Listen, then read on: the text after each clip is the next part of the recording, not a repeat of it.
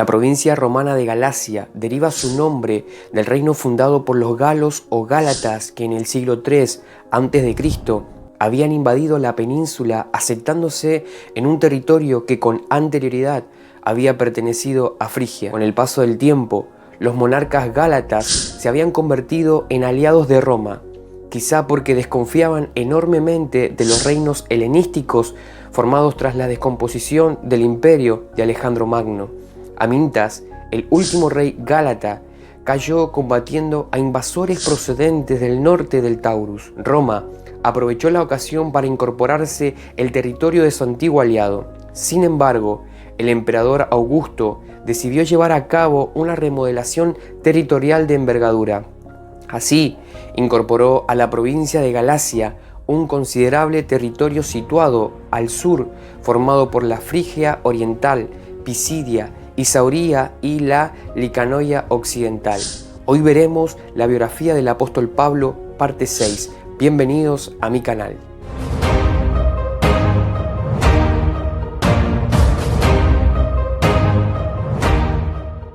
Hechos, capítulo 13, versículo 14 al 41, el texto resulta verdaderamente iluminador y recoge la esencia de lo que debió ser de la predicación del cristianismo en Galacia. Pablo, seguramente mejor orador que Bernabé, era el encargado de comunicar el mensaje que se dirigía a los judíos y a los gentiles que no habían pasado por la circuncisión, aunque acudían a la sinagoga los denominados temerosos de Dios. El mensaje comenzaba haciendo una referencia a la historia de Israel, un pueblo liberado por Dios de la esclavitud de Egipto, asentado en la tierra prometida y bendecido con la monarquía de David. En ese punto del discurso, un discurso que muy posiblemente Pablo pudo repetir en docenas de ocasiones, se introducía un elemento de especial relevancia, nada más y nada menos que la afirmación de que había numerosos testigos de la resurrección de Jesús. Se trataba de personas capaces de avalar aquel anuncio de que las promesas realizadas por Dios a Israel se habían cumplido y de que el Mesías había llegado. No puede sorprender, por lo tanto, que cuando Bernabé y Saulo salieron de la sinagoga, algunas personas les pidieran que regresaran el siguiente sábado para seguir hablándoles. Relato encontrado en Hechos capítulo 13, versículo 42. Incluso algunos judíos y conversos gentiles continuaron charlando con ellos. Cuando a la semana siguiente Bernabé y Saulo regresaron a la sinagoga, la expectación resultó muy considerable. El resultado de la labor evangelizadora de los dos misioneros no resultó desdeñable. A sus espaldas quedó una congregación, la primera de Galacia, en la que se reunían de manera significativa conversos procedentes de los gentiles, pero también con un cierto conocimiento del judaísmo. Con el pasar del tiempo, Bernabé y Pablo cruzaron ahora la frontera entre Frigia y Licanoia y se adentraron en esta. Se detuvieron a unos 30 kilómetros en dirección sureste en la ciudad de Listra. El Islam aniquiló la ciudad de Listra, que no fue descubierta hasta 1885.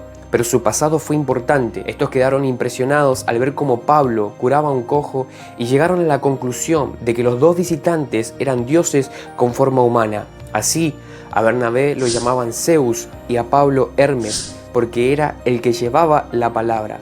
Relato encontrado en Hechos capítulo 14, versículo 12.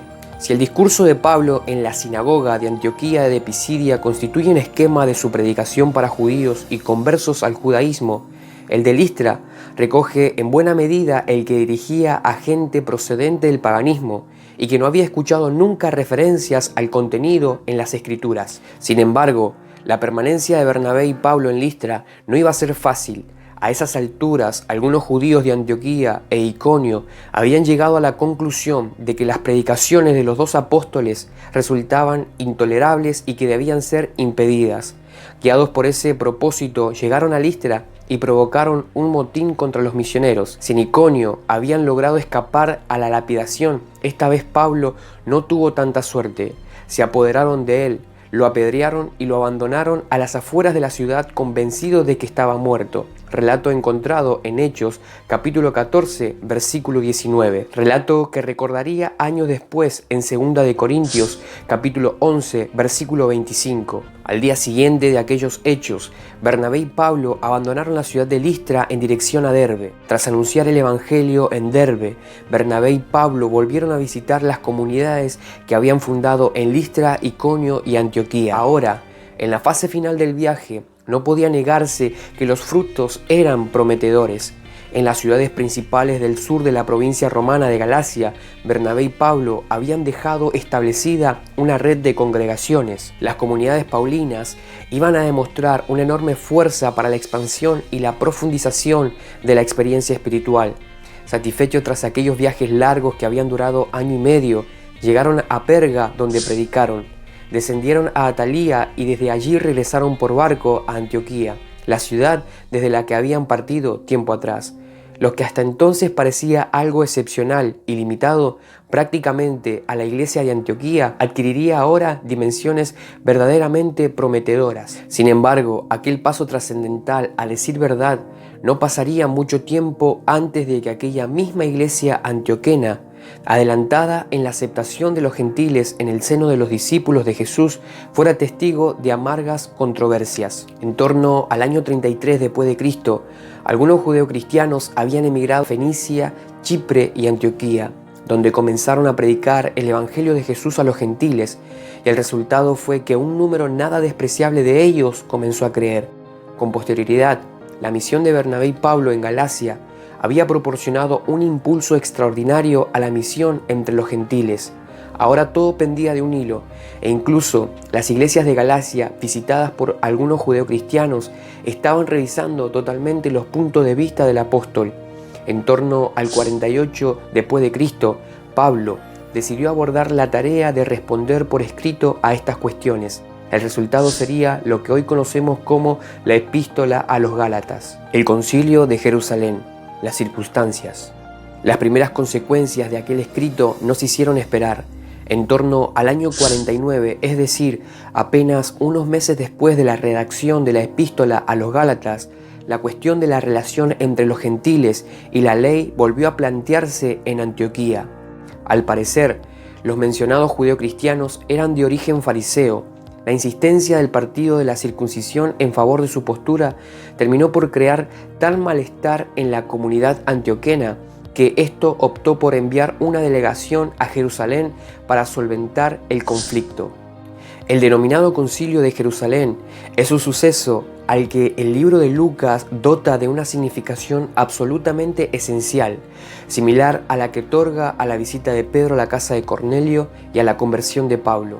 El episodio aparece descrito como una reunión de apóstoles y ancianos de la comunidad, cuya finalidad era poner de manera definitiva la cuestión de los términos en que un gentil podía ser admitido en el seno de la comunidad, lo que implicaba una referencia al tema de la circuncisión, así como el grado de contacto social que podía existir entre judeocristianos y gentiles cristianos. El Concilio de Jerusalén. La discusión. La solución del problema no debió resultar fácil ni se decidió de manera inmediata. Tras una prolongada discusión, Pedro optó por volcar su autoridad en favor de una postura que afirmaba la idea de la salvación por la fe y que insistía no solo en la inutilidad de obligar a los gentiles a guardar la ley y ser circuncidados, sino también en la imposibilidad de guardar aquella de una manera total. La intervención de Pedro venía a recoger la esencia del evangelio predicado por Jesús, por sus discípulos y al fin y a la postre por Pablo.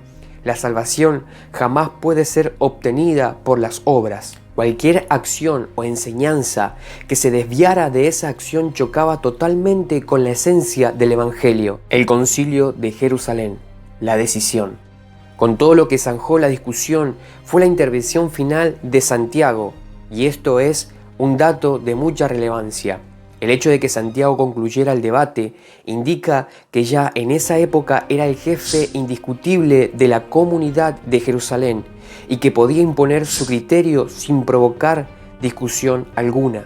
Santiago respaldó el argumento emanado de la interpretación de Pedro y de la experiencia personal de Pablo y Bernabé. Además, estableció la manera en que la misma podría armonizar con la Escritura. La solución del problema propuesta por Santiago, el hermano del Señor, quizá podría considerarse de compromiso, pero en realidad salvaba la entrada de los gentiles en el seno del movimiento sin obligarlos a ser circuncidados ni a guardar la ley mosaica, al mismo tiempo que limaba las posibilidades de escándalo en relación con los judíos, algo que en aquel periodo concreto de la historia palestina no solo tenía una trascendencia evangelizadora, sino también social. El Concilio de Jerusalén. Las consecuencias. La tesis de Santiago obligaba ciertamente a aceptar un compromiso a las dos partes. Por un lado, los partidarios de imponer la circuncisión y la práctica de la ley a los gentiles se veían obligados a renunciar a su punto de vista, aunque se aceptaba una tesis encaminada a no causar escándalo a los judíos. Por el otro, Pablo, Bernabé y los defensores del punto de vista que enseñaba que los gentiles no estaban obligados a la circuncisión ni al cumplimiento de la ley mosaica, venía reconocido el mismo como correcto, pero a cambio se veían sometidos a aceptar concesiones encaminadas también a no provocar escándalo. El denominado Concilio de Jerusalén tuvo por añadidura una consecuencia de enorme relevancia histórica. No se trataba únicamente de que hubiera quedado confirmada sin discusión posible la tesis de que la justificación no era por las obras, sino por gracia, y recibida a través de la fe.